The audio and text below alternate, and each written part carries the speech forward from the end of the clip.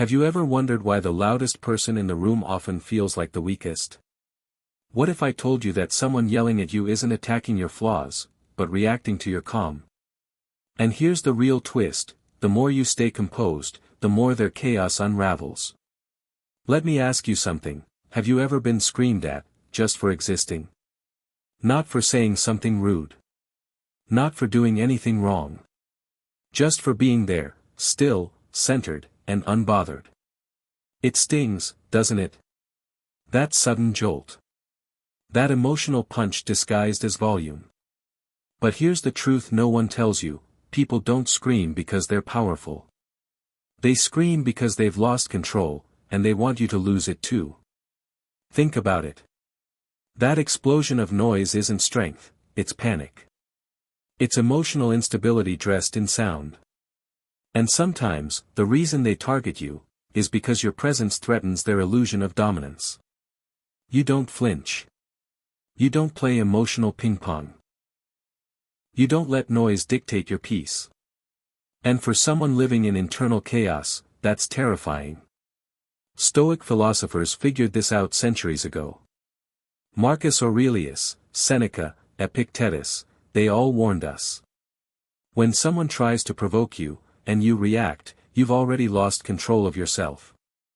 Because your calmness, your restraint, is the very thing that exposes their weakness. This video isn't just about noise. It's about identity, control, and how staying rooted in yourself can drive unstable people to rage. So today, we're breaking down 6 deep, often hidden reasons why people scream at you. And how a stoic mind responds with strength, clarity, and quiet power.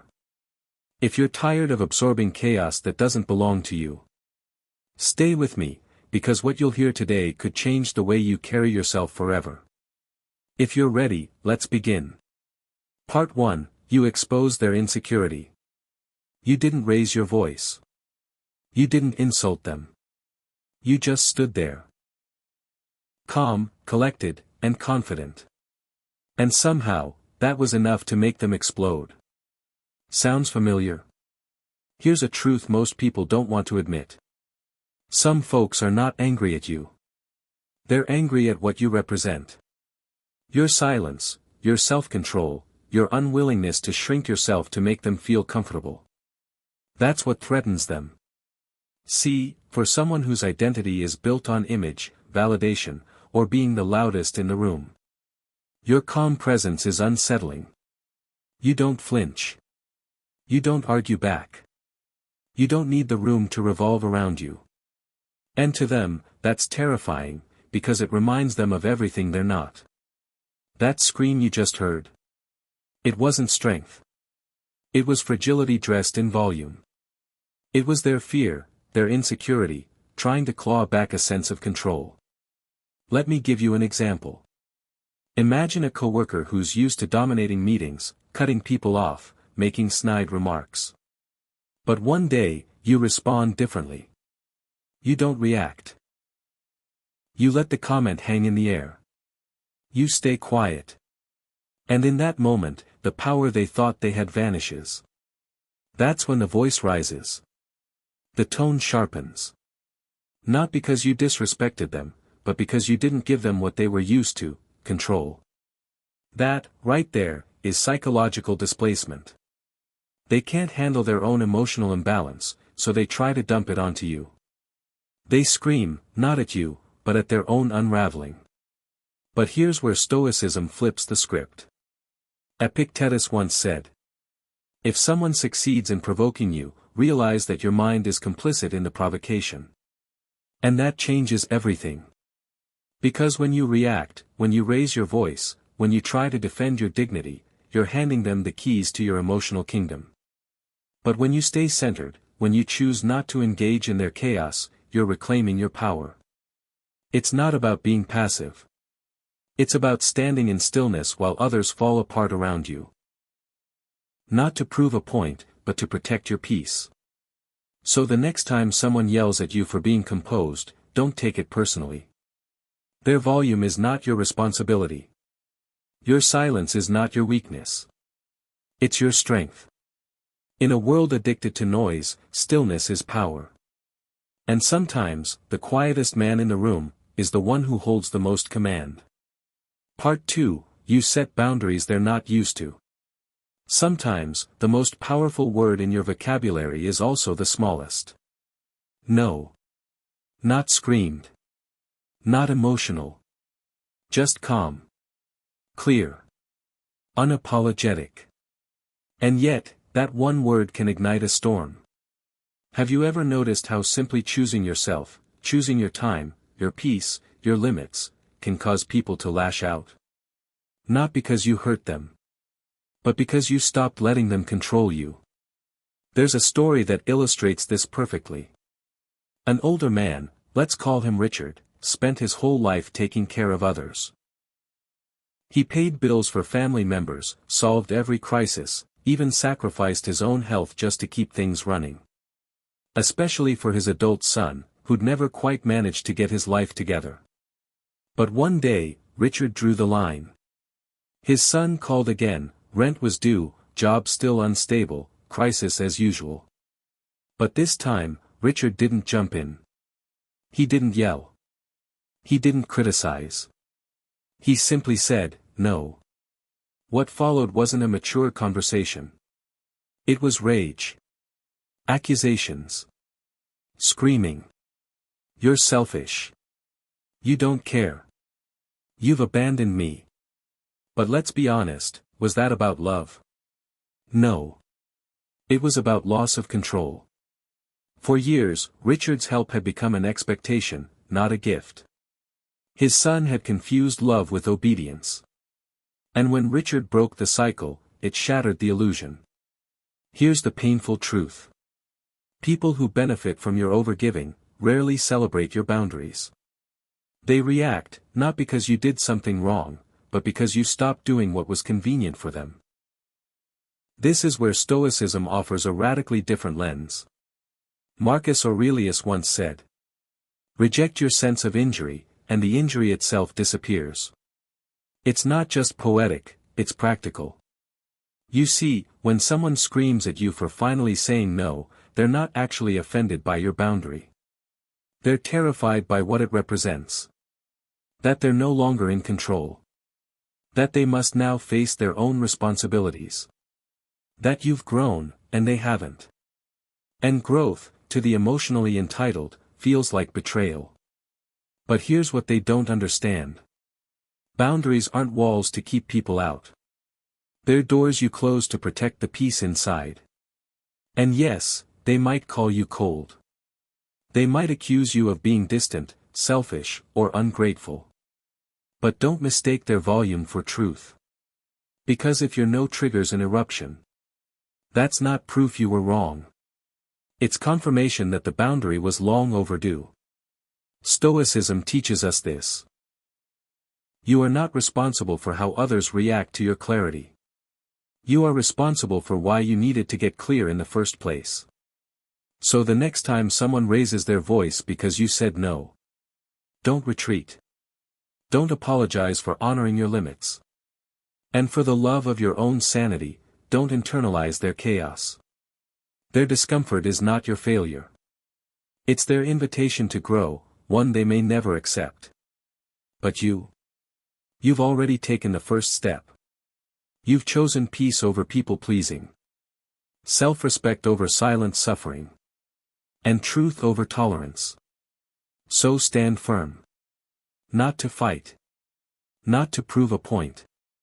But to show yourself, maybe for the first time, that your boundaries are worth defending. Because in a world that celebrates sacrifice but punishes self-respect, a quiet, confident no is the loudest declaration of freedom there is. Part 3, you make them face a truth they want to avoid. Some people don't scream because you were disrespectful. They scream because you didn't go along with the story they've been telling themselves for years. You didn't agree. You didn't nod. You didn't pretend to believe something just to keep the peace. And that silence, that truth you didn't even speak, but simply held, was louder than any words. Let's be real, we all know someone who thrives on narrative. They paint themselves as the martyr, the victim, the one who gave everything. And as long as you play along, all is well.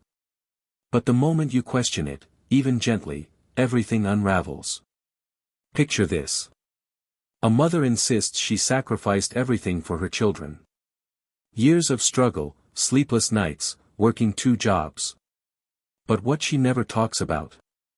The emotional control. The guilt. The pressure she placed on her kids to pay it back with endless loyalty. One day, her adult daughter brings it up. Not to blame, not to shame, just to speak her truth. I appreciate everything you did. But I also felt trapped. You never asked how I felt. The response? Not a conversation. Not understanding. But shouting. Denial. Accusation. After everything I did for you, this is how you treat me. That's not about disrespect. That's about identity collapse. Because when you challenge someone's self-image, especially one built on self-sacrifice and perfection, you're not just disagreeing. You're pulling at the thread that holds their world together. And for many, that's too much. Stoicism teaches us something powerful here. Seneca wrote, "Do not burden yourself with fixing someone else's distorted narrative. Because here's the deal. You are not cruel for refusing to uphold a lie. You are not selfish for seeing clearly. And you are not responsible for someone else's inability to face the truth. But let's not pretend this is easy. Especially for good men and women who were raised to be loyal, respectful, and peacekeeping. We're taught to avoid conflict, to protect people's feelings, to let the little things slide. But over time, that silence becomes heavy. It erodes trust. It builds resentment. And eventually, the cost of keeping the lie becomes greater than the cost of telling the truth. So what do you do when your honesty triggers someone else's emotional spiral? You stand still. You breathe. You don't shout back. You don't retreat in guilt. You simply hold the line, calm, compassionate, but clear. You're not trying to win. You're not trying to change them. You're just refusing to betray your own awareness. The Stoic doesn't correct others to feel superior. He simply doesn't join in the delusion. Because in a world where denial is loud, truth doesn't need to raise its voice. So if your clarity causes someone else to scream, don't mistake it as your failure. It's just a sign they're not ready. And that's okay. Their growth is not your responsibility. But your integrity? That's yours to protect. So hold your truth, not like a weapon, but like a compass. And when the noise rises, remember. It's not about your tone. It's about their fear. And sometimes, the most loving thing you can do, is not play along. Part 4, you don't react the way they want. There's something about silence that unsettles people. Not peaceful silence. Not meditative silence. But strategic, grounded silence, the kind that doesn't play into their game. For emotionally chaotic people, that silence is infuriating. Why? Because they came looking for a reaction. They were ready for a fight. Loaded with blame. Prepared to spin your words, twist your tone, escalate the moment. And you? You didn't flinch. You didn't defend. You didn't play the part they assigned you. You chose stillness. And that, to them, felt like rejection. It's a psychological trigger called narcissistic injury. When someone expects emotional engagement, anger, sadness, pleading, and you give them none, their mind interprets it as humiliation. They don't think, he's calm. They think, he's mocking me.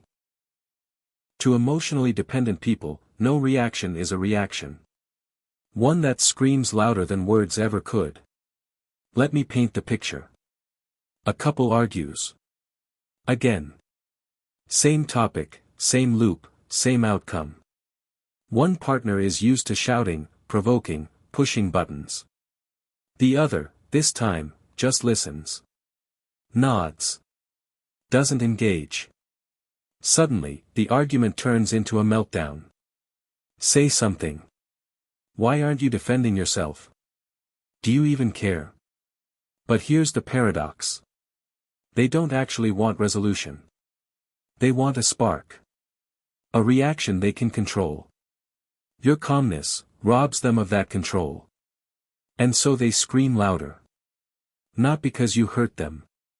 But because you didn't give them what they wanted, emotional fuel. This is where Stoicism becomes not just helpful, but essential. Epictetus taught. It is not things that disturb us, but our judgments about them. Your silence isn't the problem. Their interpretation of your silence is. They see it as arrogance. You know it's self-respect. They see it as dismissal. You know it's emotional discipline. And that difference in perception is what creates the friction. But here's what separates a Stoic from a reactor. The Stoic doesn't need to prove anything. He doesn't meet energy with energy. He doesn't match chaos with chaos. He lets the wave crash, and remains the shore. Because responding isn't the same as reacting. Reaction is impulsive. It's emotional. It's a handover of power. Response is chosen. It's intentional. It's mastery of your own nervous system. So if someone screams at you because you didn't yell back, take it as a sign, not that you're cold, but that you're in control. Your stillness isn't passive. It's active resistance to dysfunction. And in that quiet strength, you're not dismissing them. You're refusing to validate the story that says, only chaos is connection. Some people learned love through volatility. They equate volume with care. But you know better. You've chosen a different path. One of calm. Of clarity. Of presence without performance. So when the next emotional storm rolls in, don't take the bait. Let the wave rise. And when it passes, you'll still be standing. Not louder. Just wiser. Part 5, you represent something they fear or resent.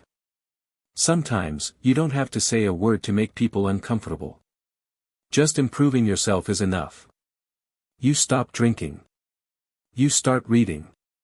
You take care of your body, your mind, your soul. You begin to show up with discipline and quiet confidence. And suddenly, the people who once cheered you on, go silent.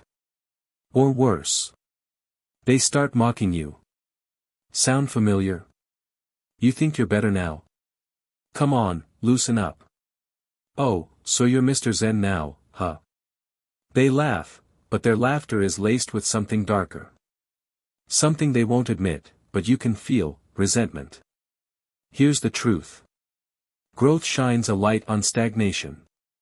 And when someone has been secretly measuring themselves against you, your progress becomes their mirror. And not everyone wants to see what that mirror reflects. You see, some people were comfortable when you were struggling. When you were unsure, inconsistent, average. It kept the balance of power intact. They were above you, socially, professionally, emotionally. But now, you're rising. And with every step forward, they feel themselves falling behind. It's not because you're attacking them. It's because you're becoming someone they didn't expect. And deep down, someone they wish they had the courage to become. This shows up in subtle ways. The friend who always changes the subject when you mention your goals. The sibling who rolls their eyes when you talk about therapy, sobriety, or a new habit. The coworker who makes passive-aggressive comments the moment you start getting noticed. You didn't do anything wrong. You simply stopped being small. And for those who built their self-worth on being better than you, your transformation is terrifying. This is where Stoicism becomes your anchor. Marcus Aurelius wrote, "The emotions of others are not your burden." Read that again. You are not responsible for their discomfort. You are not responsible for their jealousy. And you are definitely not responsible for dimming your light to protect someone else's shadow. Stoicism teaches us this. You don't fight resentment with explanation. You don't water down your growth to fit back into old dynamics. You simply continue walking your path, with clarity, with purpose, with grace. Will it be lonely sometimes? Yes. Will you lose people along the way? Probably. But ask yourself. Are they really lost? Or were they just never meant to go where you're headed? The truth is, being a mirror is dangerous. Not because of what you reflect, but because of what others refuse to see in themselves. So the next time someone tries to shame your progress, mock your discipline, or sabotage your peace, don't shrink. Don't explain. And above all, don't stop. Because their reaction is not proof you've changed for the worse. It's confirmation you've finally changed for the better. You don't owe comfort to those who fear evolution. You owe yourself the right to evolve. Loudly, silently, imperfectly, but fully. And that, my friend, is not ego. It's alignment. Part 6, they're addicted to chaos. Some people don't just survive in chaos. They need it. It gives them energy. It makes them feel alive. It's the emotional oxygen they've been breathing for so long, they don't know how to live without it. Peace. That makes them uncomfortable. Stillness. It makes them suspicious. And when life feels too calm, they stir the pot, not because something's wrong, but because they can't handle quiet. There's a man I met once, Walter. He was in his early 60s, newly retired, finally settling into the calm life he'd worked so hard to build. But his adult daughter wasn't used to calm. She had grown dependent on conflict to feel close. Almost every day, she called in a crisis, emotional meltdowns, financial chaos, personal drama. Walter, being the loving father, responded every time. He paid debts. Showed up at midnight. Listened to hours of venting. But one day, something shifted. He didn't answer. No big decision. No angry declaration. He just let the phone go to voicemail. No emergency. No fire. Just silence. And what followed wasn't silence in return. It was rage. She drove to his house, screaming that he didn't care, that he was abandoning her. But what she really meant was, you broke the pattern. See, people addicted to chaos aren't looking for solutions. They're looking for a stage. They've learned to equate love with drama, connection with intensity. And when you stop playing your role, when you stop fueling the cycle, they panic. Because in their world, silence isn't peace. It's rejection. But here's what Stoicism teaches us. You have power over your mind, not outside events. Marcus Aurelius. In other words, their storm is not your storm. Their chaos is not your cue. Walter didn't stop loving his daughter. He just stopped rescuing her. He stopped absorbing emotions that weren't his to carry. He chose peace. Not as an escape, but as a boundary. And slowly, over time, things changed. He started taking her calls again, on his terms. He listened, but didn't jump. He cared, but didn't collapse. And eventually, his daughter realized that screaming no longer worked. That drama didn't create closeness, it just pushed him away. Some people believe volatility equals intimacy. But that's not connection. That's emotional codependency masquerading as love. You are not required to burn your nervous system to keep someone else warm in their fire. You are allowed to disengage. To pause. To protect your peace. Not out of cruelty, but out of wisdom. Because here's the paradox. The calmer you become, the louder they may get. But that's not proof you're failing. It's proof you're healing. And if they scream because you chose balance, let them. Their pain is real. But it's not yours to solve. Your job isn't to fix their chaos. It's to master your mind in the middle of it. Because when the storm rises, and you no longer rise with it, you haven't given up. You've evolved. You're not cold. You're clear. You're not distant. You're discerning. You're not cruel. You're finally free. It's not your fault, it's your test. Let's get one thing clear. Most of the time, when someone screams at you, it's not because you did something wrong. It's because you didn't break the way they needed you to. They didn't get the reaction. They didn't get the drama. They didn't get control. And that is what triggered them. Because your calmness, that wasn't silence. That was resistance. Your stillness wasn't absence. It was strength. You weren't ignoring them. You were choosing you. And that kind of grounded, quiet power, it terrifies people who are used to chaos. Stoicism isn't about being cold or emotionless. It's about leading yourself, especially when others are losing themselves. You stood firm. You didn't yell back. You didn't explain your boundaries or beg to be understood. You simply chose to protect your peace. And for that, you may be misunderstood. You may be labeled distant, selfish, uncaring. But know this. You didn't fail. You passed the test. Because life will always test your emotional leadership. People will throw chaos your way to see if you'll carry it. They'll push your buttons to see if they still work. But if you've watched this far, then maybe, just maybe, you're ready to let go of the need to be liked. To be understood. To be the bigger person. And instead, you're ready to be the real person. The grounded one. The clear one. The unshakable one. So when the noise rises again, because it will, remember. You don't owe anyone your reaction. You owe yourself your peace. And if this message felt like it was written for you, if you've been holding it together quietly for years, then now is the time to speak in the most powerful way possible. Through your actions. Through your clarity. Through your calm. Go ahead. Like this video. Subscribe for more Stoic-inspired insight. And drop a comment that simply says, backhand index pointing right, I choose silence.